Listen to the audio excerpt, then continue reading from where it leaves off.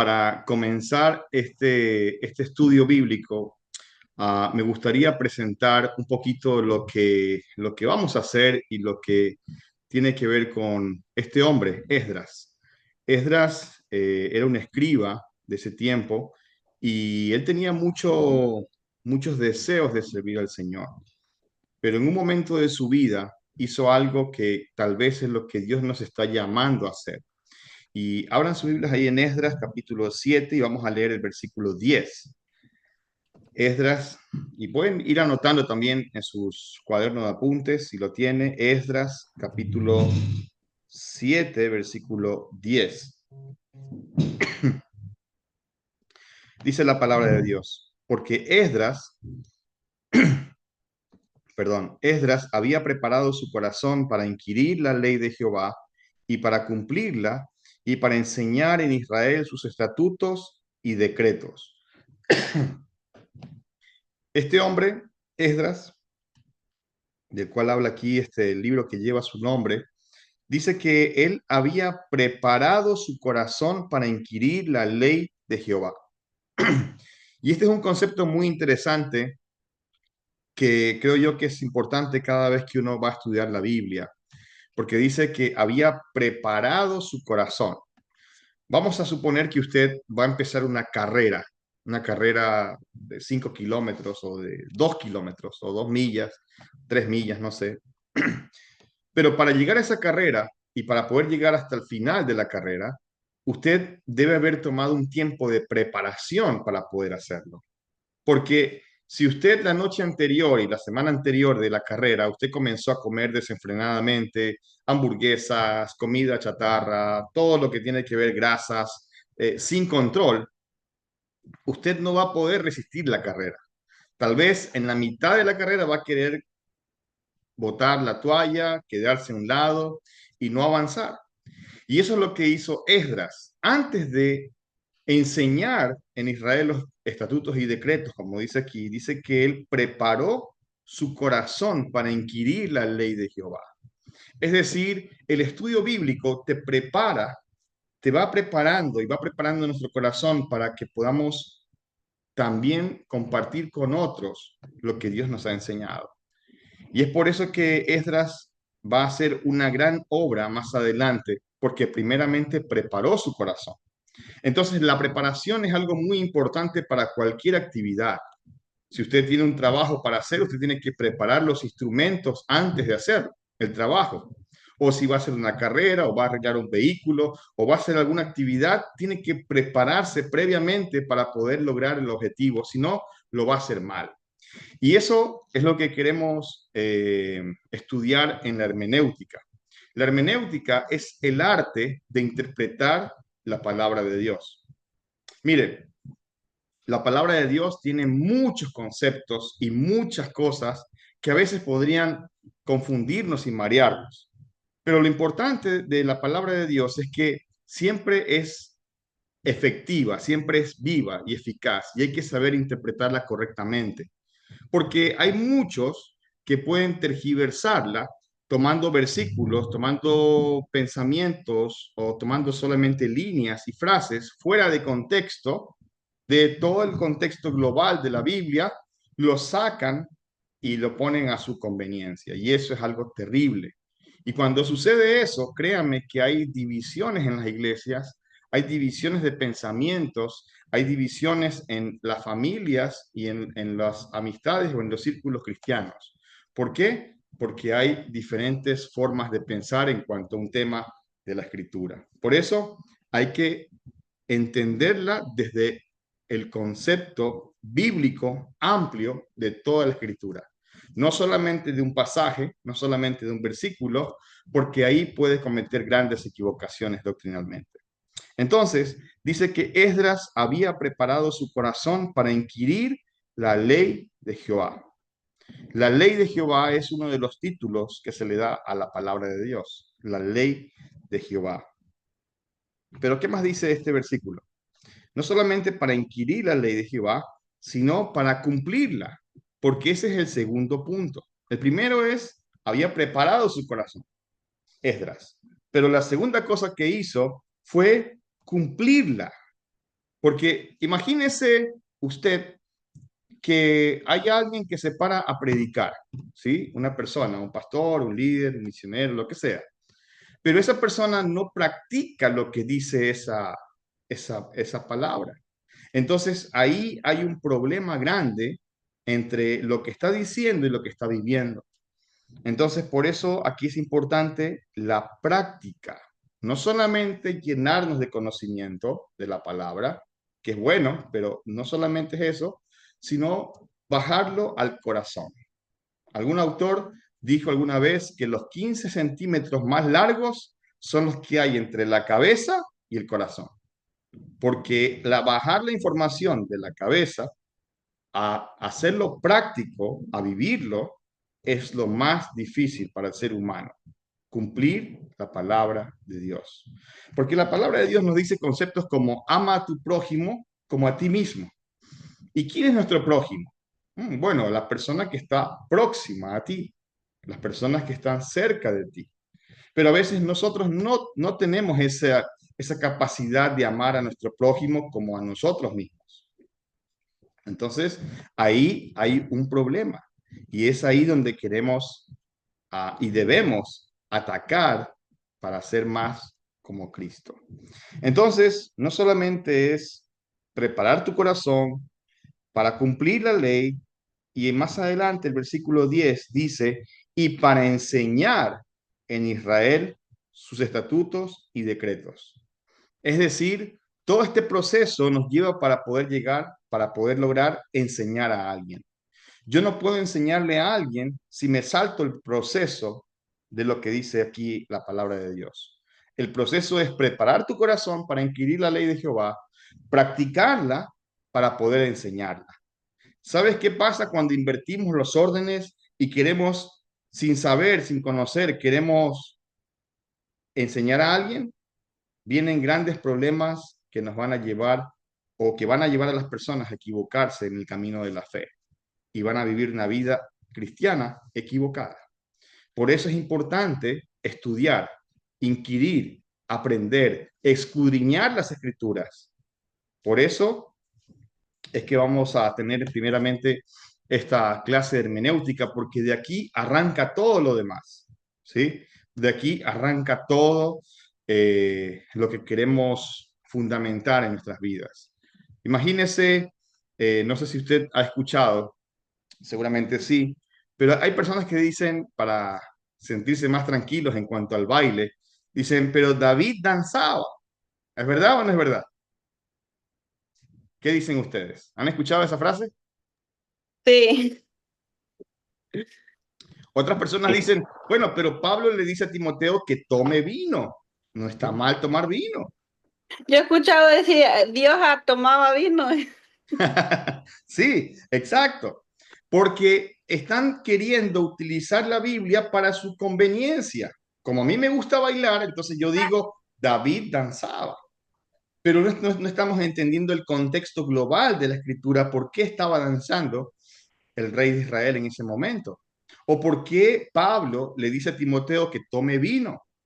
Mire, solamente vamos a un pequeño paréntesis para entender lo del vino. Resulta que en los tiempos bíblicos el agua no era como tenemos ahora, no es agua potable, era agua de cisternas, de pozos, de extracciones de donde había o de manantiales o de ríos y estaba muy contaminado. Entonces podía hacerle más mal tomar agua de una cisterna o de un pozo a Timoteo porque él sufría de algún problema estomacal. Entonces él le decía, mira, este tiempo no puedes tomar agua porque el agua está sucia, está contaminada, viene de ese pozo, pero debes tomar algo que no te afecte el estómago. Claro, no había Coca-Cola, no había alguna otra bebida. ¿Qué había? Vino. Entonces, toma vino por causa de tu estómago. No le está diciendo que tome vino como una regla de vida, que siempre debe tomar vino. Le está diciendo que en ese momento, en esa situación, en ese viaje misionero, no debe tomar agua porque el agua está contaminada y le va a afectar su estómago. Y va a ser peor, pero puede tomar el vino por causa de su estómago. Entonces, algunos toman como pretexto diciendo, no, pues es que Pablo le dijo a Timoteo que tome vino, pero no entienden el contexto de donde está hablando Pablo a Timoteo.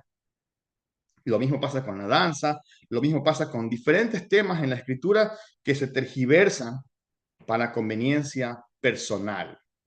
Y eso es algo muy, pero muy grave. Por eso necesitamos la hermenéutica para entender cómo escudriñar correctamente un texto bíblico que nos puede causar problemas o podemos enseñarlo mal. Entonces, este versículo nos deja estas tres enseñanzas: que hay que preparar el corazón para inquirir la ley de Jehová, para cumplirla y después para enseñar en Israel sus estatutos y decretos. No nos brinquemos de una vez a querer enseñar. Vamos en el proceso. El proceso es que yo debo comenzar a inquirir la ley de Jehová. Cuando yo me fui a estudiar al seminario bíblico, era en el año 2001, tenía 20 años. A mis 20 años comencé a estudiar. Ya estoy en 43 y créanme que aún sé que nada sé. Me falta mucho conocimiento y he dedicado estos 23 años a seguir estudiando, a seguir preparándome, porque entiendo que los caminos de Dios son inescrutables, son inmensos. Nunca uno va a dejar de aprender las cosas de Dios. Siempre necesita más y más. Porque cuando ya decimos, yo ya sé, yo ya me gradué del seminario y de la universidad, tengo una maestría, tengo un doctorado. Cuando uno llega a eso es porque el orgullo ha tapado su corazón. Entonces el creyente nunca deja de aprender, nunca deja de conocer a Dios, porque Dios es mucho más grande de lo que nosotros podemos llegar a entender durante toda nuestra vida. El apóstol Pablo, que era una eminencia en la Biblia, era un erudito, podríamos decir que él tenía un PhD, un doctorado en Biblia. Él decía al final de su vida, no lo he logrado todavía, no he alcanzado, sino que prosigo para conocer más a mi Señor. Qué impresionante, ¿no? Que podamos también nosotros tener ese pensamiento de querer inquirir más en la palabra de Dios. ¿Ok? Bueno, entonces vamos a entrar un poquito en materia, lo que es la hermenéutica. Mire, esta palabra hermenéutica tiene mucho que ver con la mitología griega. Usted sabe que en los tiempos antiguos los griegos conquistaron muchas ciudades y tenían sus pensamientos introducidos en esas ciudades. ¿Usted sabe cómo se llama el dios del amor o la diosa del amor? ¿Alguien sabe? No, No. Venus. Era Venus. El dios de la cosecha se llamaba Ceres. El ¿Cómo? dios Espérame, ¿cómo se llamaba? ¿De dónde? ¿Del amor? Venus. ¿Y el otro? El dios de la agricultura se llamaba Ceres, según la mitología griega. Eh, el dios del mar, ¿se acuerdan? Ese que tiene el tridente, Neptuno. Y los griegos tenían diferentes dioses para cada cosa. Ahora, el dios que era el mensajero de los dioses se llamaba Hermes. Hermes tenía alas, y entonces él corría a dejar y volaba a dejar los mensajes. Era muy rápido, él era el mensajero. Entonces de ahí proviene la palabra hermenéutica, de Hermes. En un momento, al apóstol Pablo lo confundieron con un dios. Por eso le pedí a la Biblia NTV, porque ahí aparece que a Pablo le llaman Hermes. Vamos a ver lo que dice Hechos capítulo 4, versículo 12. Hechos capítulo 4, versículo 12.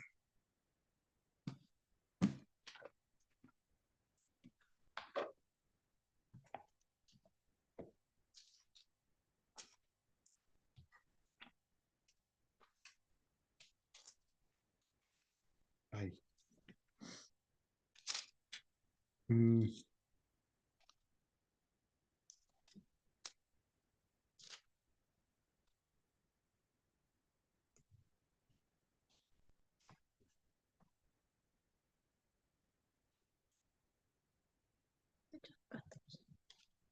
Ay, perdón, Hecho 14. Ay, estoy ciego. Hecho 14, 12. Y estaba perdido. Gracias a mi esposa que está aquí a mi lado. Si no, iba a estar en problemas. Hechos 14, 12 es la cita bíblica. Hechos 14, 12. Ok, fíjese lo que dice aquí.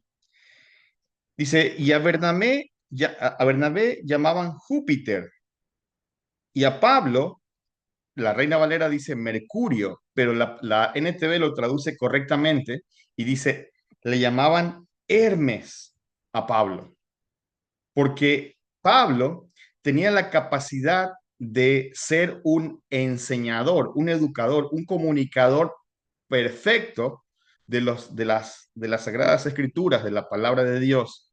Y era algo que para los ojos de las personas, Pablo tenía un don muy grande de comunicar, que parecía el Dios de la comunicación. Increíble.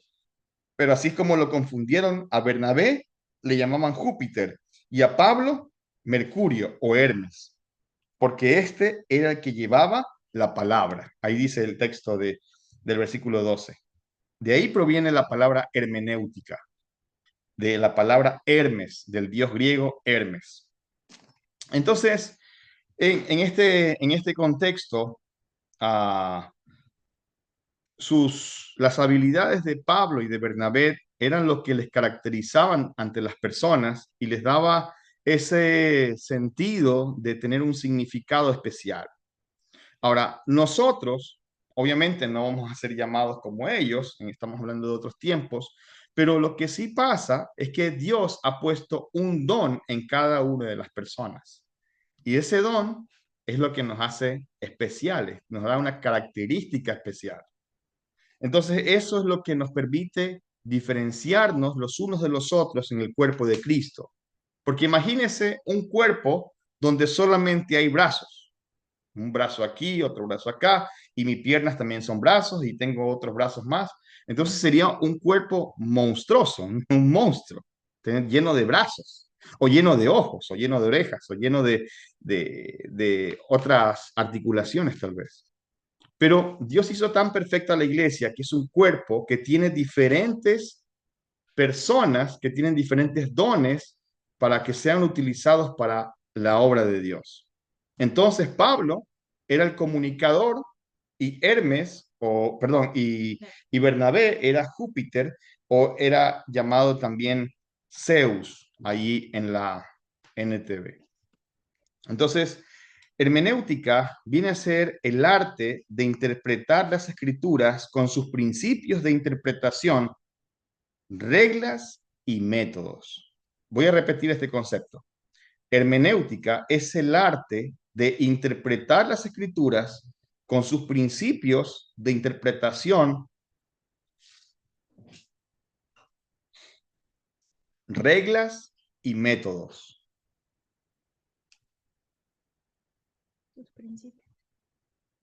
Otra vez, hermenéutica es el arte de interpretar las escrituras con sus principios de interpretación, reglas y métodos.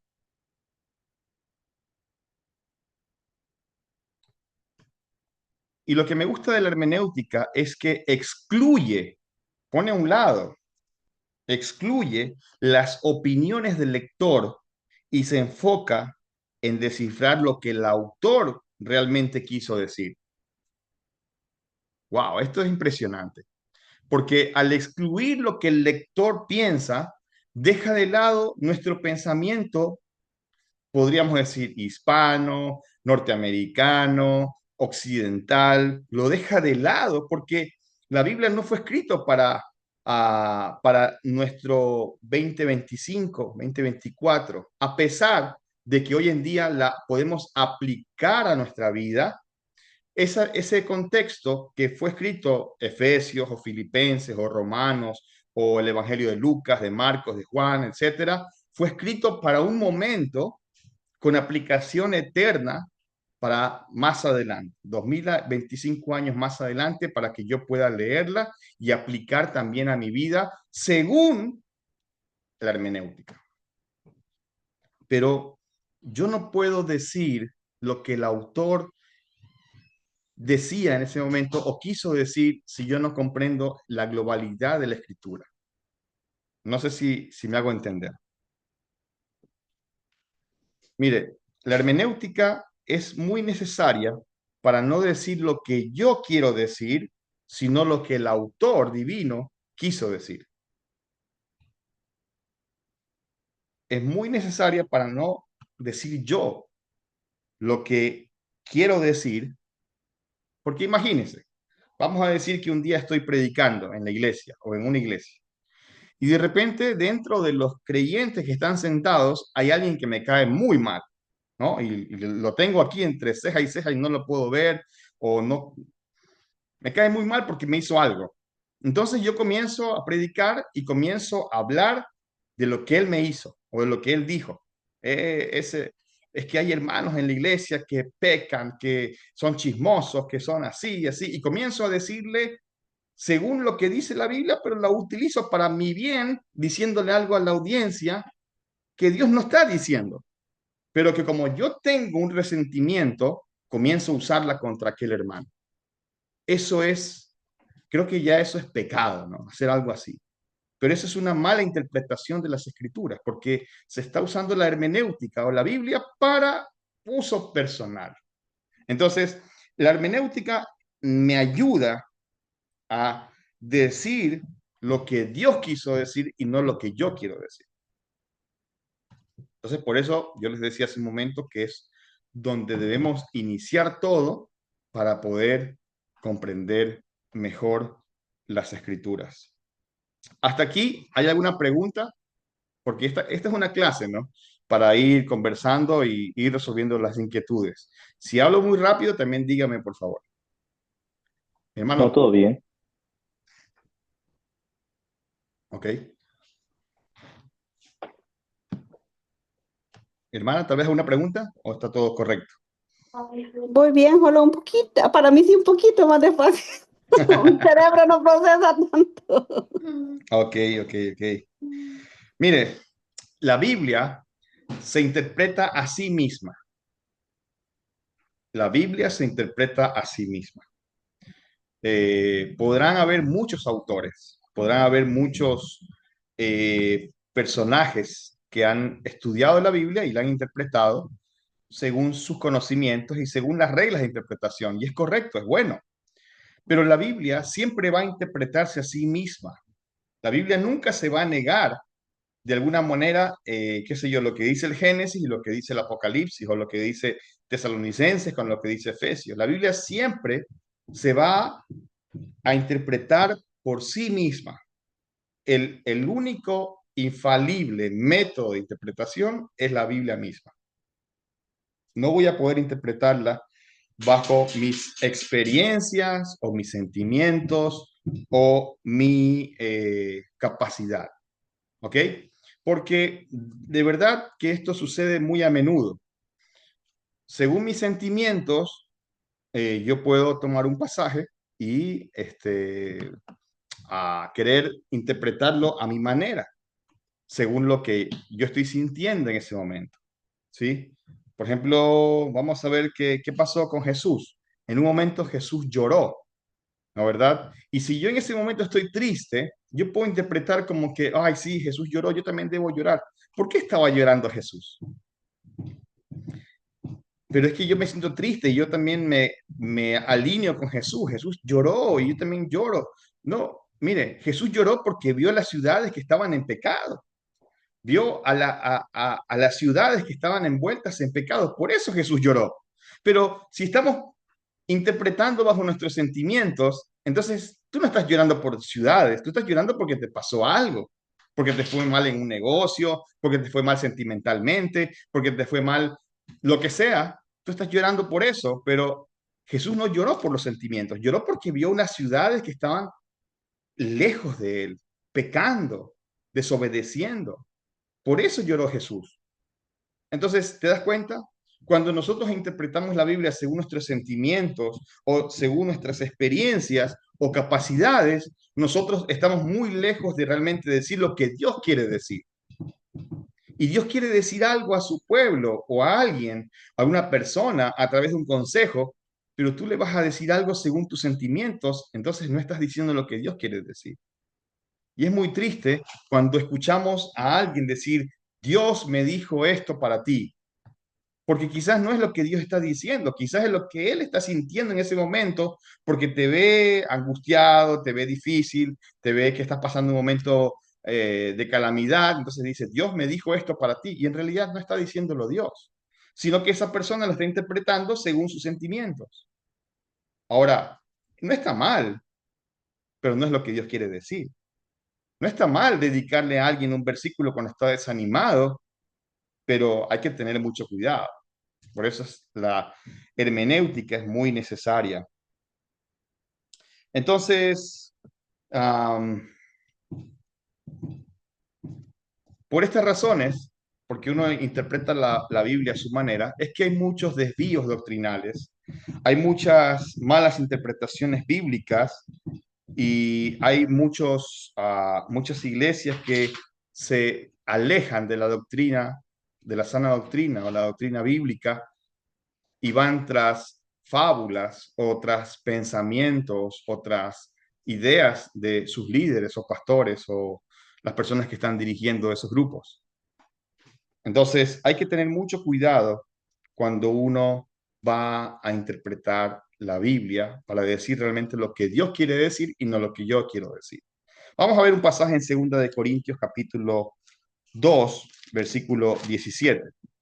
Segunda de Corintios capítulo 2, versículo 17.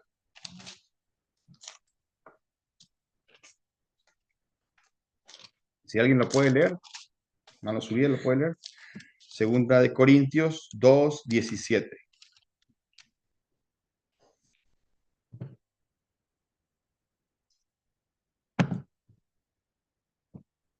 Está después de Primera de Corintios.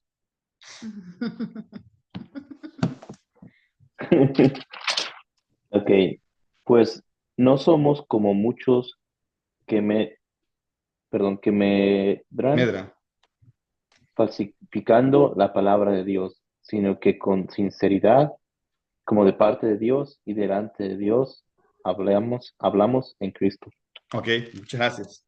Mire, dice, porque no somos como muchos que medran falsificando la palabra de Dios. Medran es como se equivocan, como tuercen, como lo interpretan a su manera. Dice, falsificando la palabra de Dios. Falsificando, es dura esa palabra, ¿no? Falsificar.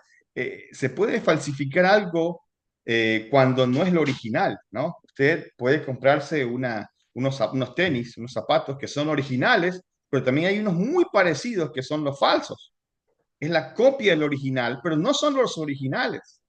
Entonces, eso puede pasar cuando uno interpreta la Biblia a su manera, bajo sus criterios, sus sentimientos o sus pensamientos. Porque nuestra mente es una mente carnal, no es una mente 100% espiritual.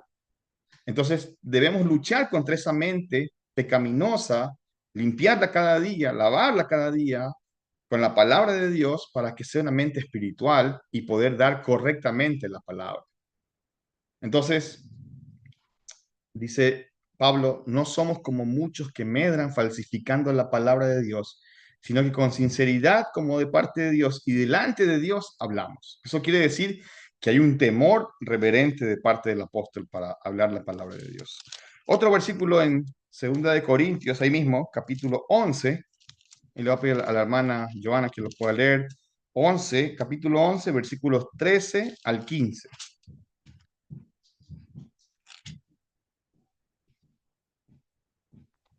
¿Cuál me dijo? Segunda de Corintios 11, versículos 13 al 15. Segunda de Corintios 11. Ah, pero la mía es la vieja, no es la nueva versión. Oh, la Reina Valera, está bien. Dice, del 11, versículo 11. No, capítulo 11, versículo 13 al 15.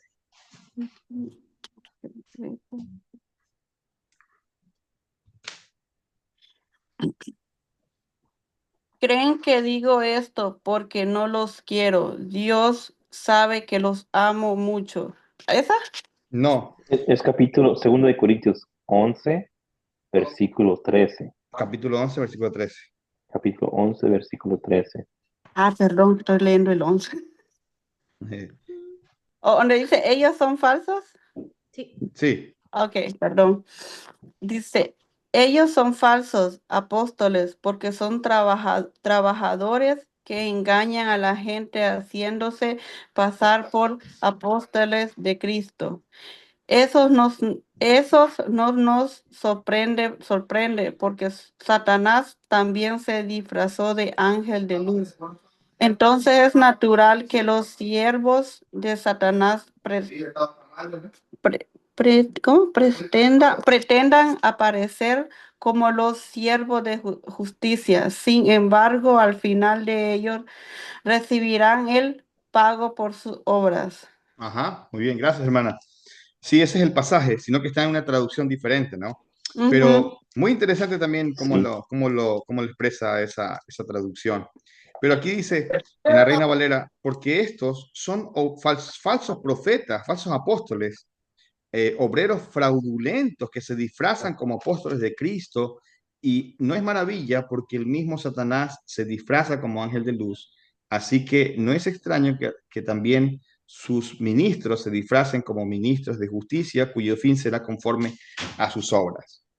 Y Pablo lo remarca, ¿no? Diciendo falsos apóstoles, obreros fraudulentos que se disfrazan, porque cuando alguien interpreta la Biblia a su manera, está siendo un obrero de sí mismo, está exponiéndose a sí mismo nada más, no está haciendo la obra de Dios. Por eso creo que es muy importante entender de que para ser buenos obreros de Cristo necesitamos aprender a escudriñar la Biblia a la manera que Cristo quiere que la escudriñemos, a la altura que Cristo necesita o quiere que seamos obreros. Porque es muy fácil agarrar un versículo y de decírselo a alguien y dedicárselo tratando de decirle que está cometiendo errores, que está en pecado, que está mal, que su vida es un desastre, y en realidad no es lo que Dios quiere hablar. Entonces, para no ser obreros fraudulentos, como dice aquí, apóstoles falsos que se disfrazan, es importante entender bien las escrituras. Otro versículo en 2 de Pedro, capítulo 2, versículo 1.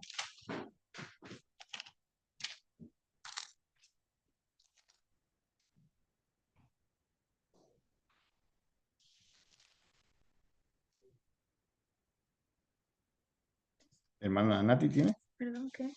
2 de Pedro, capítulo 2, versículo 1. Pero hubo también falsos profetas entre el pueblo, como habrá entre vosotros falsos maestros, que introducirán encubiertamente herejías destructoras, y aún negarán al Señor que los rescató, atrayendo sobre sí mismos destrucción repentina. Gracias.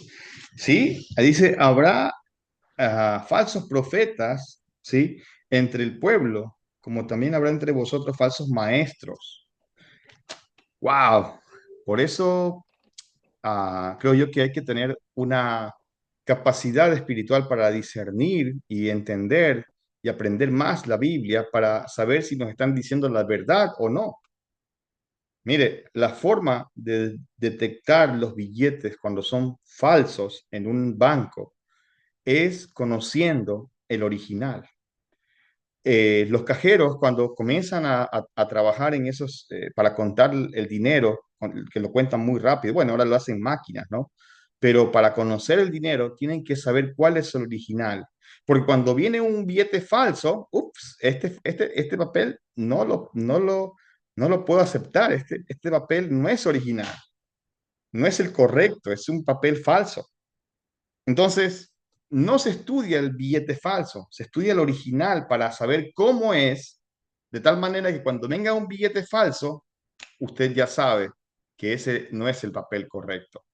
Entonces, cuando estamos estudiando la palabra de Dios, ya sea en una célula, en un grupo, en nuestras casas o en la iglesia, entender la Biblia para que no nos digan algo que no es. Yo debo haber leído antes, aprendido antes. ¿Se acuerdan lo que hizo Esdras? Haber inquirido en la ley de Jehová para poder entender si es verdad o no es verdad. Un versículo más. Primera de Juan, capítulo 4. Primera de Juan, capítulo 4, versículo 1. Hermano Suriel, si puede leernos, por favor. Primera de Juan, capítulo 4, versículo 1.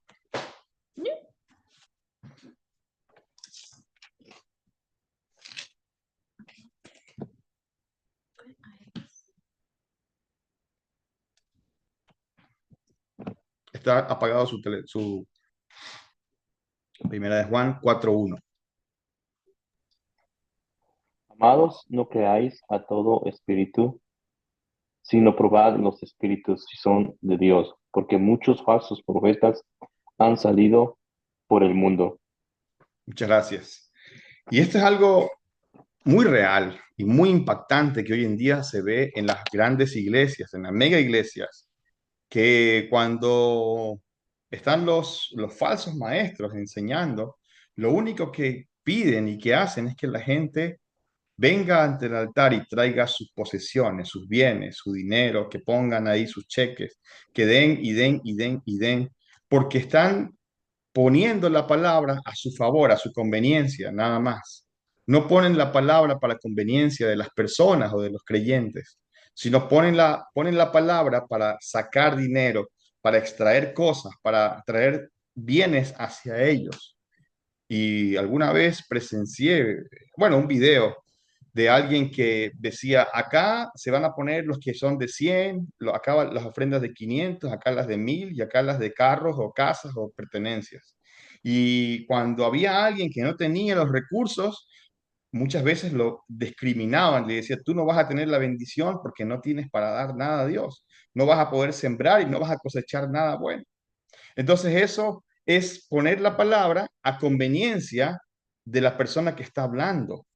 Pero eso es como aquí dice, espíritus engañadores, falsos profetas, falsos maestros que han salido por el mundo.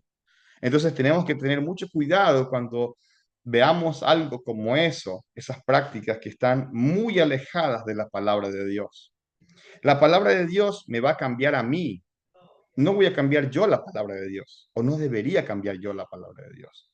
La palabra de Dios me va a cambiar a mí, me va a transformar a mí de lo que yo antes era, un pecador, no sé, lo que yo haya sido en mi pasado, me va a transformar de tal manera que me va haciendo un proceso y no soy yo el que va a cambiar la palabra. No soy yo el que va a decir, Dios dice esto y y no es verdad. Entonces la palabra de Dios me va a cambiar a mí y no yo a ella. Cuidado. Cuidado porque eso es lo que muchas personas, falsos maestros, están haciendo, cambiando la palabra de Dios a su conveniencia, a su bienestar, a su criterio. Y eso es algo incorrecto. Mire, para una correcta interpretación se necesitan algunas herramientas. Una de ellas es la exégesis. Anótelo esto, por favor, porque esto es para el examen.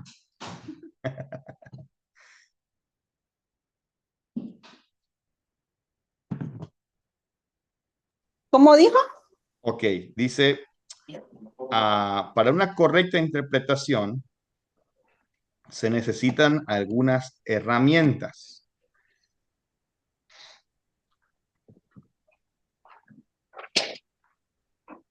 Hoy día vamos a ver dos por el tiempo que ya se nos acaba y rápidamente vamos a verlas. La primera es la exégesis. Exégesis.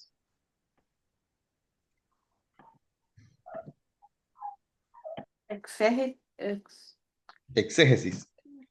E-X-E-G-E-S-I-S. Una exégesis. ¿Sí?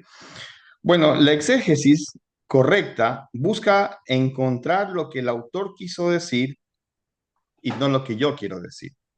Mire, no vamos a profundizar en esta herramienta, pero solamente para que sepamos que una exégesis es tomar un versículo y Ir palabra por palabra. Eso es una exégesis, ¿sí?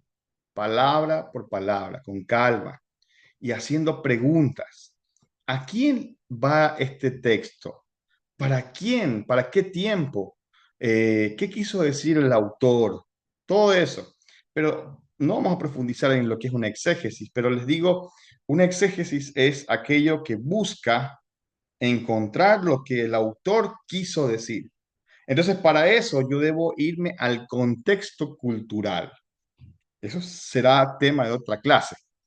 Aquí vamos a ver algunas cosas más, pero solamente para que usted tenga una idea de lo que es una exégesis. Usted sabe que la Biblia fue escrita no en castellano, no en inglés, sino fue escrita en los idiomas de la época. ¿Alguien sabe cuáles fueron? Griego, hebreo y arameo. Hebreo, griego, latín. No, Tiene su micrófono apagado.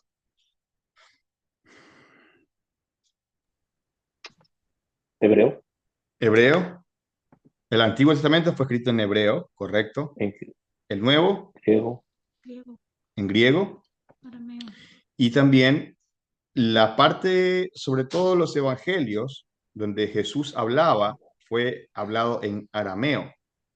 Entonces, tenemos que la Biblia fue escrita en 3 idiomas, por lo menos, y fue traducido a diferentes idiomas en el mundo entero, ¿no?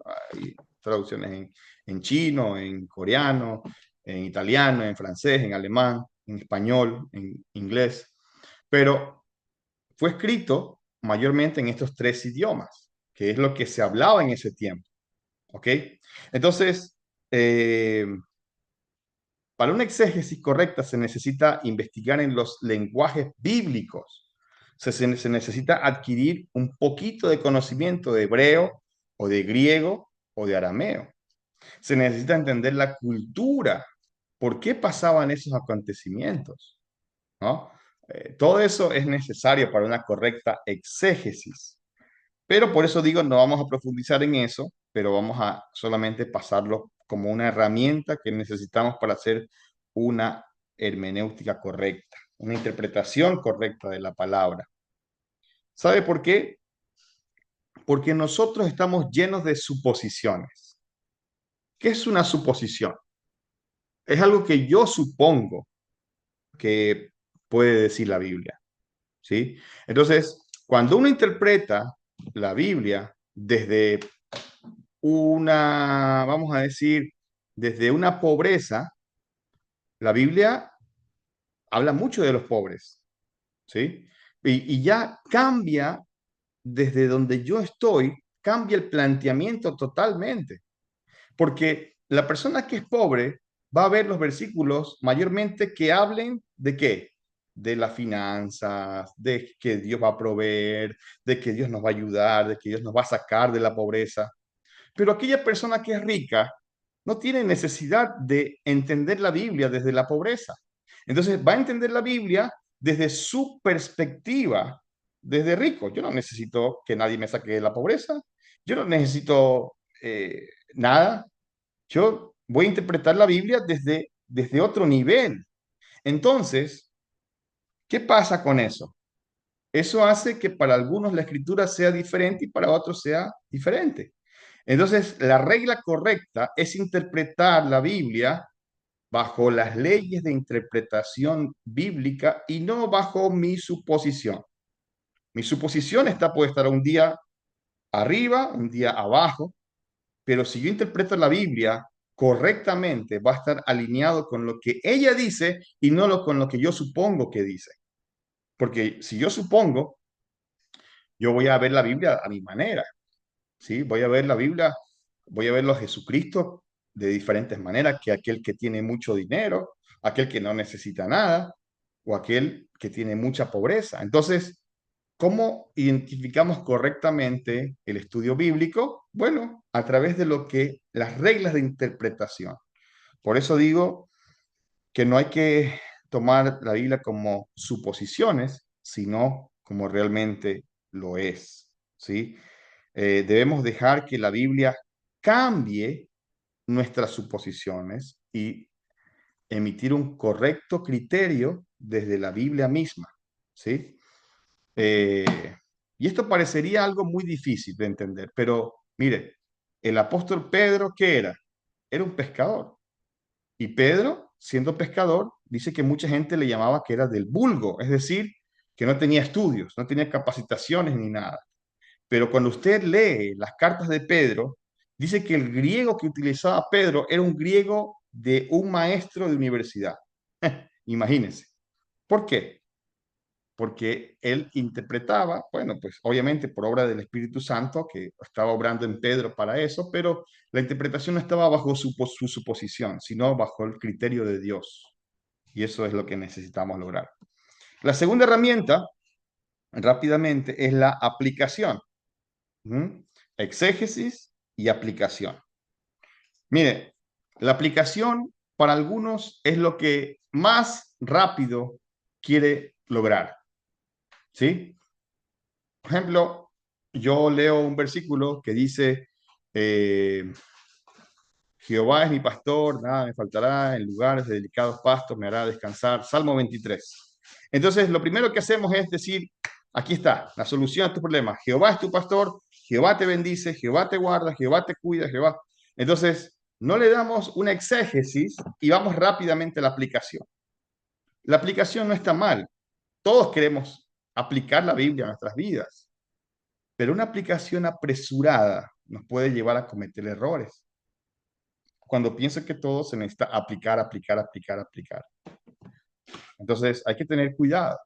Imagínese el versículo que dice, Judas se ahorcó. ¿Cómo lo aplicas ese a su vida? Si usted lo quiere aplicar enseguida, se va a ir a ahorcar. Pero no ese es el objetivo de la escritura. La escritura quiere enseñarnos, redarguirnos, corregirnos, instruirnos y todo lo demás que dice Primera de Timoteo 3:16. Ok, bueno, estamos terminando lo que habíamos comenzado esta hora, pero para terminar, les dejo como frase final, no podemos ser muy rápidos para la aplicación porque corremos grandes peligros, más bien tenemos que tener el tiempo suficiente para estudiar, para meditar, para analizar las escrituras. No seamos muy prontos, sino tardemos, estudiemos, leamos el texto muchas veces, léalo 2, 3, 4, 5 veces para que usted entienda lo que Dios le quiso decir a esas personas y no sea muy rápido en la aplicación. La próxima semana me gustaría que veamos un poquito más de cómo se construyó la Biblia, porque usted tiene en sus manos una Biblia que se llama Reina Valera, pero ¿de dónde viene? ¿Y cómo es que llega a ese estado? Entonces, la próxima semana estaremos hablando un poco de este tema que es muy interesante. ¿Ok? Para terminar, les hago una pregunta. ¿Qué te puedes llevar de esta clase? ¿Qué es lo que se lleva en su corazón, en su mente de esta clase?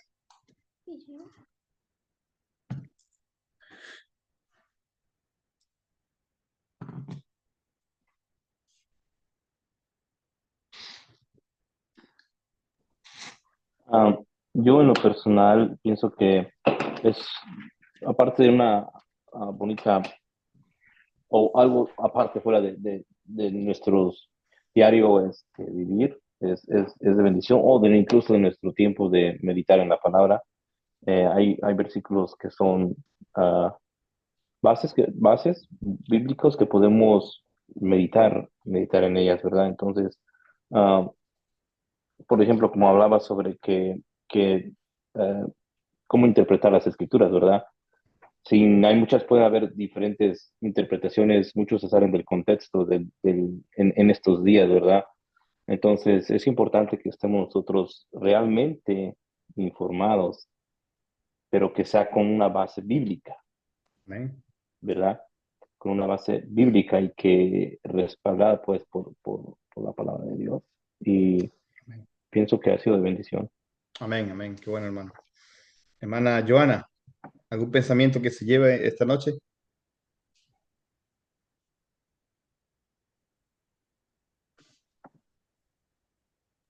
Permítame que tengo en silencio el teléfono y me cuesta ponerlo. Oh, lo siento. Ajá. Pues lo que me gustó es de que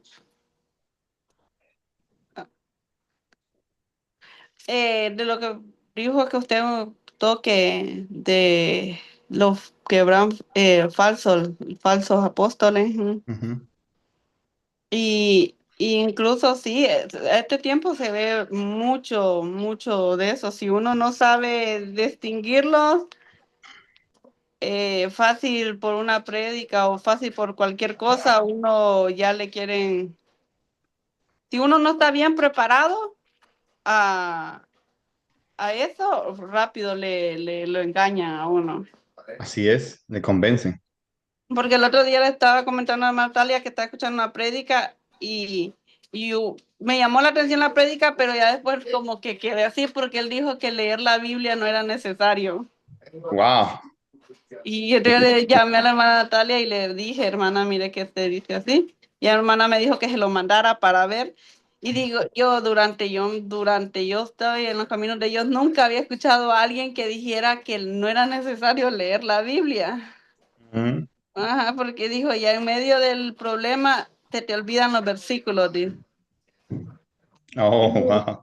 Wow, dijo, me quedé sorprendida. Entonces, por eso es bueno leer la Biblia y estar bien informado uno, porque Amén. por ahora.